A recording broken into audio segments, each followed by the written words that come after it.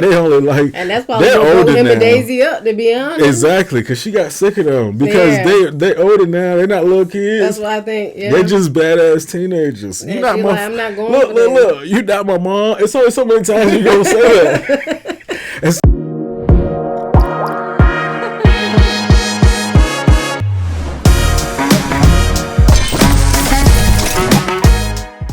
What's going on, y'all? Welcome to a new episode of Lazy Sundays with Dionte and NiJa. NiJa. I gotta sing it every time I come on. What's good? You can say my name correctly too. No, that is correct. All these years we've been together. That is correct. And you say NiJa. That's correct. And it irks me. It's NiJa. No, it's not. Yes, it is. Do I need to go ask your mom? Yes. I'm going to call her. All right. Anyways. That's the same thing I said, by the way. I don't have a what's good this week. I don't think. You're ruining the podcast. I do have one. It's not that deep, but I love doctor's appointments when it's like you're like the last one of the day. And like you can just kind of like get in and get out, because then you don't really have to worry about the wait, like all the things that you got to deal with like doctor's offices. But do you really like, get in and get out though? A lot of times you do, because when you're like the last one, they really do not be playing. They be like, okay, let's go. Oh yeah, so they halfway out the door. They're not gonna give you proper care or anything. You don't need a room. Just sit out here in the hallway. No, we gonna tell the doctor to come out his office. It's the absolute so best. He can come get you. What about you? What's good for the week? So you don't even have one. I did have one. You made me forget. No, I didn't. You made me forget, man. By the way, Sophia isn't here with us. We're parents. Can't do nothing about it. Anyway. My was good. Being a parent. You cannot do that. Yes, I can. All right, go ahead. Anyways, I love being a dad. It's so awesome. You have a mini version of you running around, doing whatever, breaking your shit. I don't think telling you how they don't want to do stuff. They don't want to eat. They don't want to yelling at you in the store. Making people think you kidnapped them. It's like, why are you screaming? Like, they're gonna call the police. She's mine. I'm sorry. Like, oh my god. It's like it could be the worst sometimes. It's like, why are you doing this to be out in public? No, but seriously, life as parents. But outside of that, those things have been great. Have they? Yes, they really have.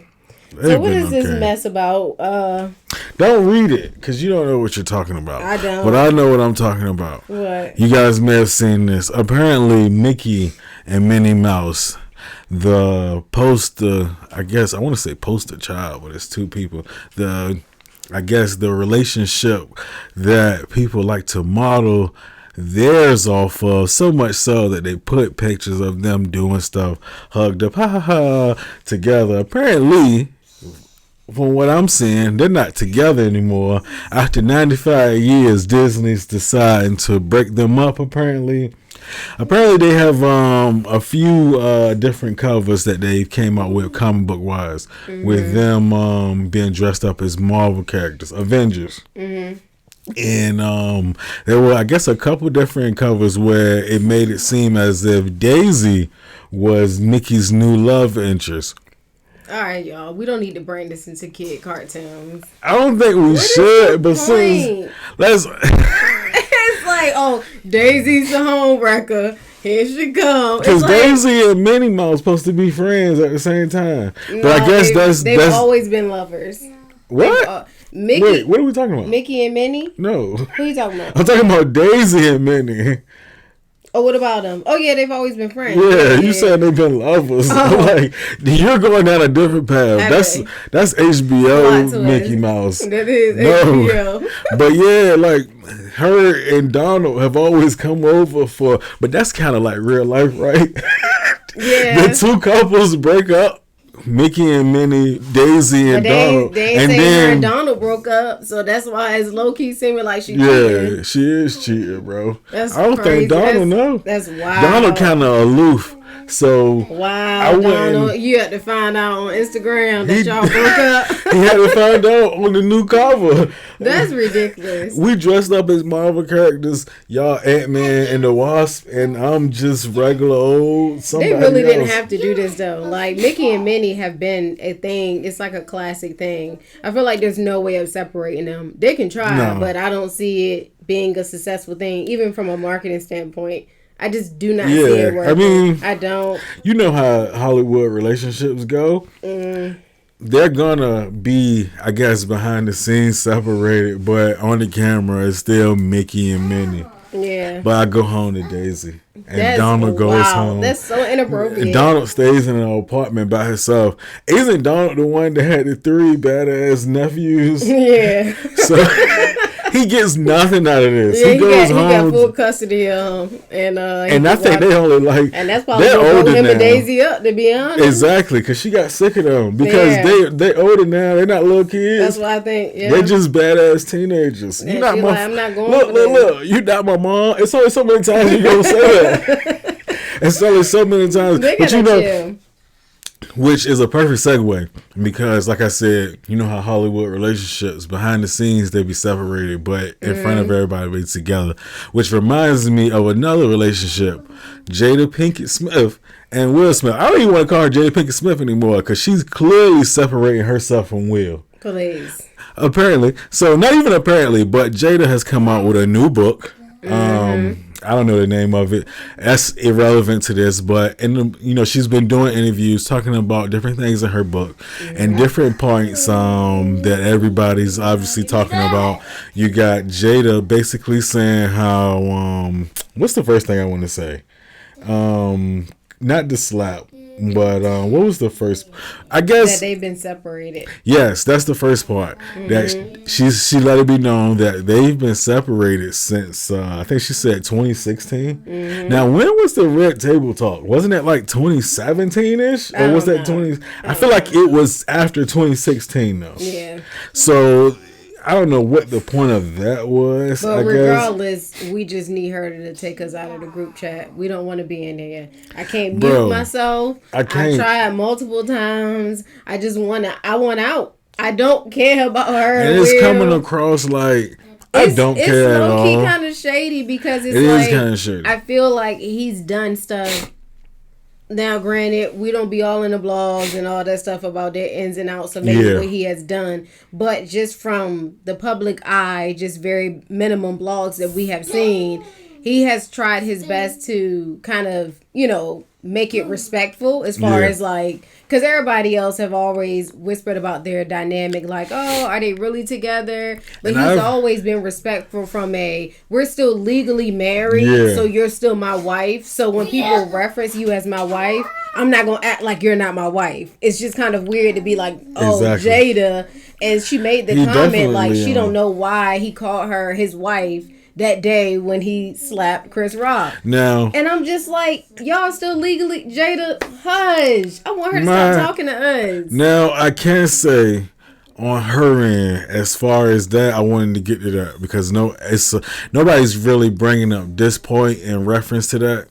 Because I remember you telling me initially, as far as his book, how in Will Smith's book before the slap, how he says how he oftentimes does grand gestures or does like big things for her that it comes across like you did this for yourself. You didn't do this for me. And she's looked at him like, what are you doing? Now, that's a perfect situation of you took this way further than what you probably needed to do. And on top of that... But the part from the book that was more in reference along the lines of like the whole standing up for people was because...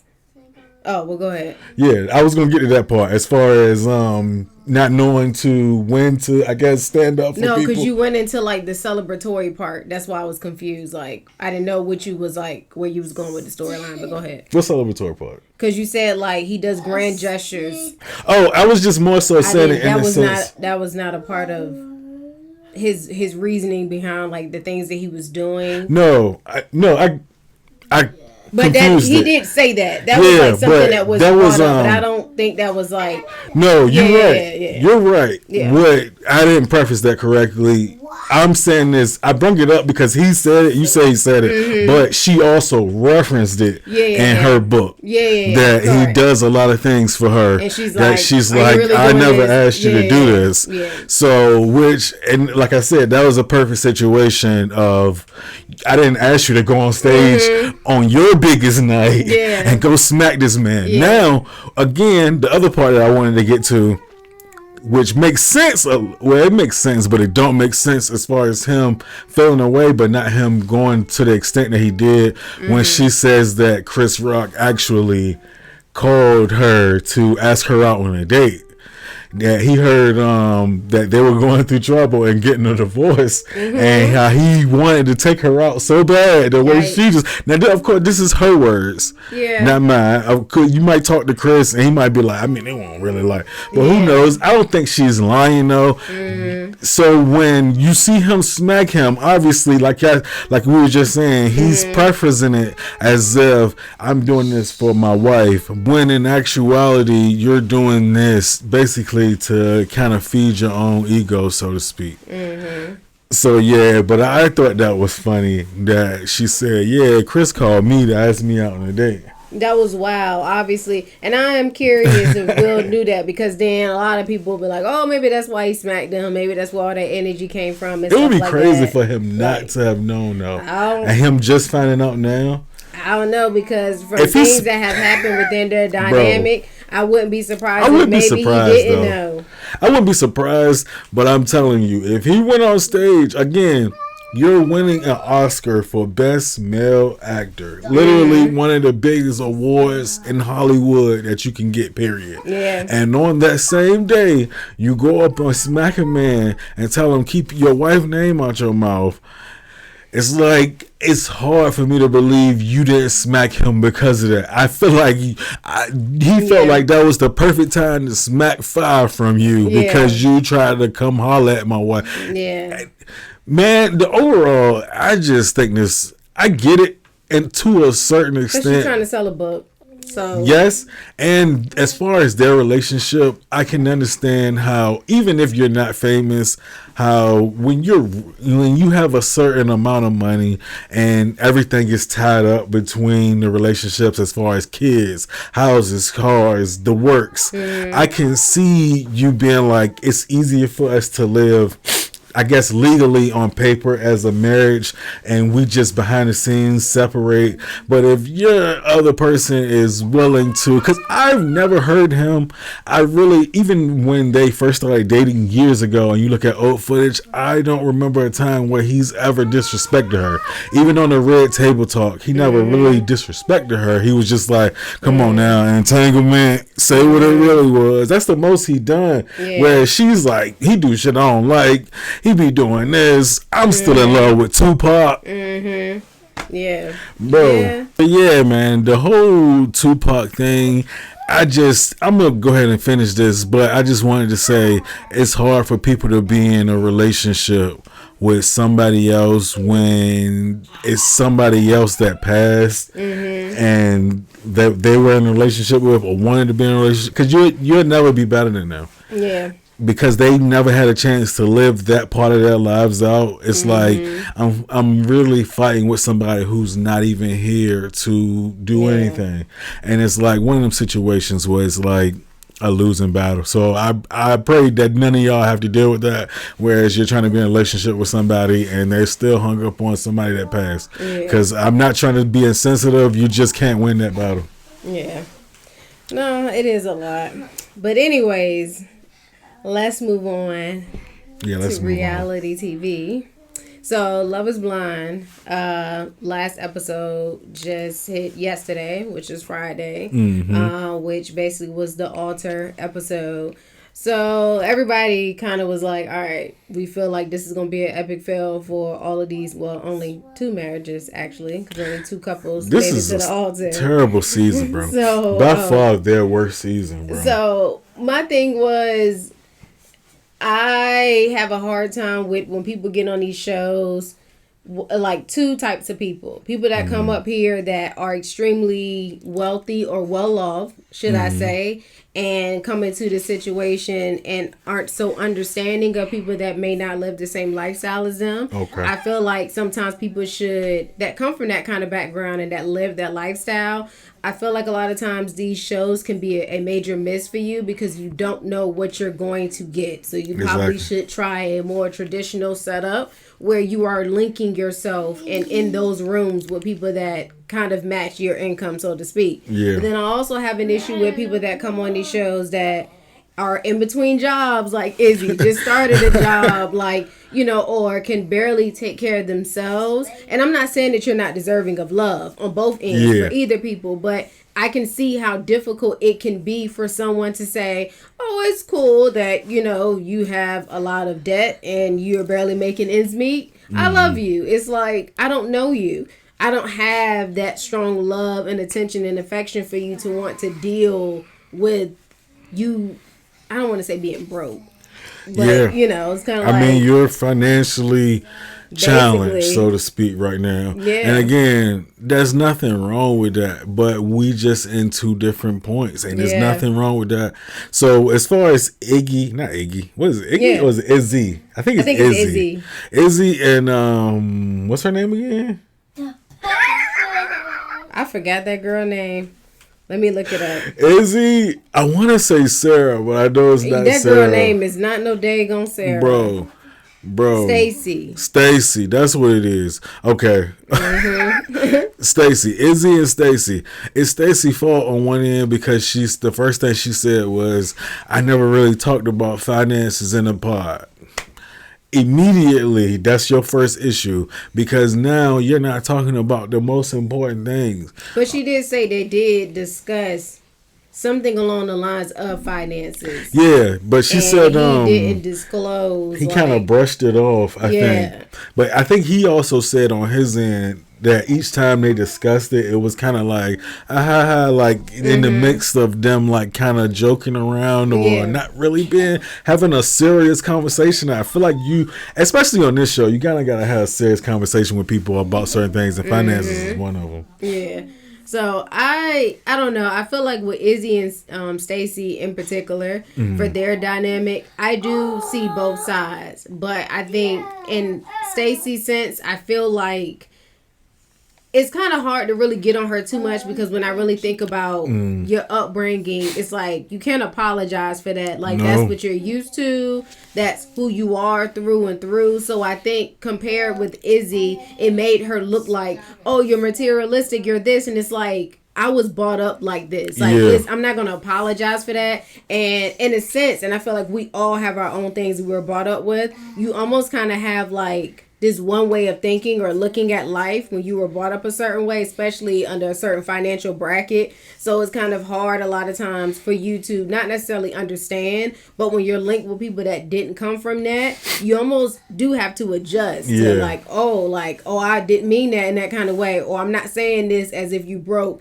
Like just sometimes how you can say things and how you can act, it can come across as if you are like belittling somebody else's situation, but this is all you know. You're used to sharing rooms with people that speak the same language as you, versus with Izzy, he comes from a very, I feel like, everyday kind of like working person background. Yeah. So compared to her, it was like he looked broke, and I don't think that was fair to him necessarily. He definitely because I do feel broke. Like he's doing well enough for himself, but I do understand in their dynamic why it didn't work, and I didn't like he was drunk. And if y'all haven't seen it, like, then stop at this point because we're going to basically tell y'all what happened. I mean, y'all knew what happened with this. Episode. If y'all been watching this show, y'all know what happened with this. They didn't get married, and he kind of went off like, oh, you're 30, what did he say, 33, and, you know, you aren't married yet, or you haven't found the right person, and isn't that a reason why? And he just kind of started going in on her, and I'm like... Now, in his defense, he was drunk, but he was hurt. Yeah. And and you know it's coming because she she basically went about it and said that she wanted to be in a relationship but not wanting to get married. Which honestly, given that situation, is the same thing I told her. Like their situation would have to take time. They need to live real life issues and challenges and go through the seasons. Maybe in a year or two, you know what I'm saying, y'all in a better situation. But like he was also saying, when will we ever know? Like, but again, we're looking at it differently. So that shows you right there, love isn't necessarily blind. No. Because she's looking at it like, financially, this is going to be an issue for me. And he's looking at it like, I don't care about money. And those type of people do not align. No. not at all. They do not align at all. No, like her dad said, sometimes love needs to fly first class. And she's not doing the coach. She's not doing standby seating. And I can't get mad. Like, no. That's if her that's lifestyle. your life, that's your life. Yeah. So I can't get mad at somebody that said, hey, you know, I'm used to eating at fine dining or eating homemade pasta, and then you're like, well, I don't really eat homemade pasta. The closest thing I eat to that is noodles, and you're like, I don't eat noodles. This is beneath me. Exactly. So everybody is don't say it like that. But well, it's like, I'm not saying it like that. But again, like you was just saying, like you were saying, this can easily offend people. Oh yeah. When you're like, no, I'm not even trying to be funny. Yeah, like I just don't eat that stuff. Yeah. No, I totally get it. But I don't know. Like, all in all, I do understand why they allow certain people to come on the show, because you don't want to feel like you're discriminating against people. Yeah. So I feel like that's kind of treading that line to being like, oh, you have to make this amount to be on the show. It's kind of like, really, you know? And it's not that you're not deserving of love because you don't meet that financial, you know, standard that a show or whoever else says. It's just not the right person for you or the right environment for you, and that's okay. But I do understand why that does become an issue, because you can't just base everything off of love. Yeah. We got to be able to pay bills. Like, we can't be out on the street. Just because you love me don't mean that I want to be in a cardboard box with you. I just don't. So I don't mean I want to have roaches or live in a 1-bedroom studio apartment. I don't. It's so many things. Oh my gosh, that made me think of 90 Day Fiance. We'll talk about that the next time. Oh, I thought you was gonna say. No, I thought you were gonna say that made you think about them bed bugs in Paris. Oh no, that's. Have y'all heard about this? Apparently, since Paris Fashion Week, which ironically these bugs got fashion. These bugs probably walking around in pantsuits and designer fits on. Imagine some bed bugs with Balenciagas on. Anyways, so apparently there's been an uptick in bed bugs since that point. I know a lot of people from over here in the States who have like different things going on in the next couple of months over in that area have pretty much canceled their stuff because of that. Been sparking up in a lot of hotels and different things around the way.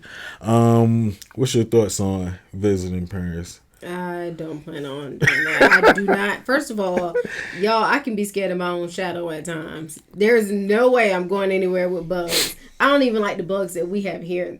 Like, I don't like bees, spiders. Our bugs are worse than those. Like, I don't deal with bugs. And there's no way I'm going somewhere that has bed bugs. Yeah.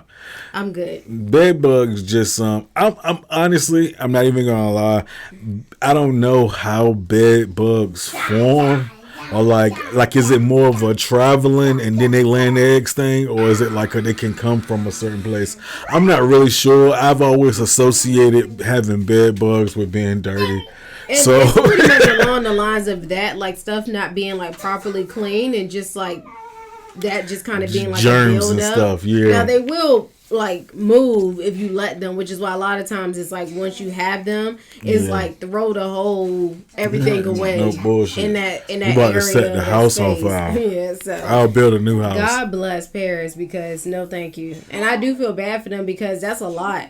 Well, people that probably live in those areas and stuff, it's like, what are you supposed to do about that? Like, that's ridiculous. So yeah, like I said, God bless, man. But hopefully none of y'all ever had to deal with that, because that's a lot. Bed bugs and stuff, bugs in general, like that's just a lot. But what do y'all think about the financial part of a relationship? Do you feel like you should make a certain amount to go on these shows? How do you deal with that in your everyday life? But also, don't forget to comment, like, and subscribe. And we'll see y'all in our next podcast. Bye. It's a lot going on in the back. Peace out.